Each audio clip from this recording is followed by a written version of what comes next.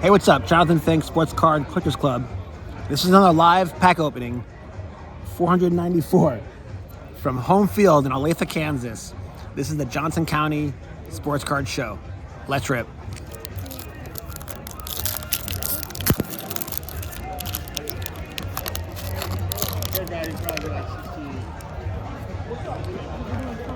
Never good to start with a defensive tackle.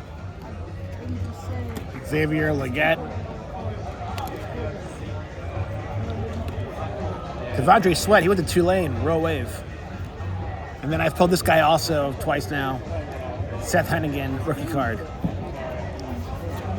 So, opened 4 packs here at the show, and I have 4 busts to show for it. Oh well, we'll keep trying. Thanks for watching. God bless.